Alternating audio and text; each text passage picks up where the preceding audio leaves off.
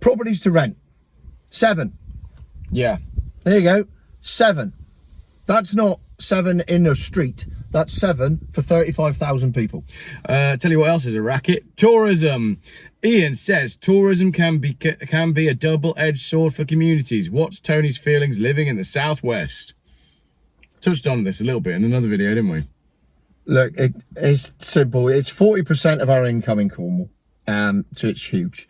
We don't have mining anymore as such. There's a little bit of clay mining going on. There's someone playing at lithium mining. And if you take out civil service, tourism is the #1 earner in Cornwall. Well, I'm racking my brains to think of what. No, you won't. There's nothing that comes close to tourism. Yeah. And they'll say that, oh, you know, it's administrative and it's accountancy and whatever. It's not. It's tourism. Yeah. So we have to suck it up. And I spent my life in hospitality. So literally my job was to make money out of tourism. So I can't then turn around and say, yeah, but. Yeah. Yeah, but here's the thing. Tourism has now not become tourism. It's not people coming down for a week, staying in a caravan and going home. Oh, you can't afford to do that. Well, Penchu and Sands, just down the road from me, a week in August in a 6-berth caravan for 2 adults, 2 kids. By the time you throw in the extras, you're nearly at £2,000. So tourism is expensive in Cornwall, which has made everything else expensive in Cornwall. But what Cornwall has become over the past 20 odd years, and yeah, the revolution was kickstarted by a certain celebrity chef, Mr. Stein. That's where it all started. We've become a lifestyle. We've become a destination for aspirational lifestyle people who come to Cornwall because they want to live the Cornish lifestyle. They love the laid back pace and they love the quirky locals like me. But what they want at the same time is everything to run as efficiently as it does in London. Yeah. Which doesn't happen. And then what we've ended up with is, thanks to lockdown, when people realised they could work from home, the prices went up by about 50%. And you cannot have house prices go up by 50% anywhere, but you certainly can't have it in somewhere where you've got the lowest wages in the world. So right now, yeah, if you want to buy a house, say a two-bed terrace, you're going to need over 200 grand. Yeah. And the average wage in Cornwall is 25 grand. So even if you've got a young couple, both of them earning money, they're earning 50 grand. That's still 4 times their earnings. They still need a 40 grand deposit or a 20 grand deposit. But they can't get that because the rents are so high because all the rental market has gone to Airbnb. Yeah. Tell me your thoughts on tourism a minute. I'm just going to look something up. We tried to move to...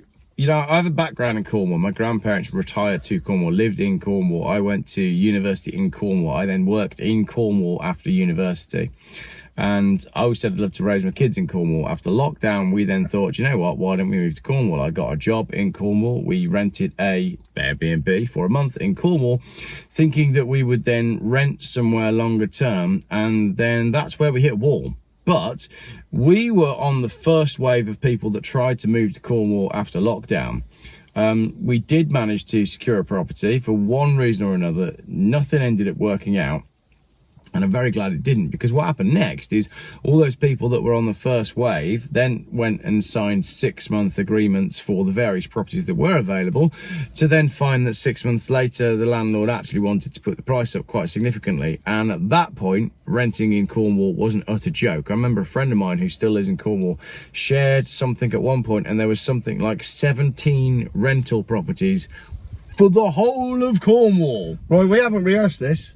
No. But that's exactly what I've just looked up on Zoopla. I've looked up St Austell, where I live. Population with surrounding areas, 35,000 people. Yeah. Properties to rent, 7. Yeah. There you go, 7. That's not 7 in a street. That's 7 for 35,000 people.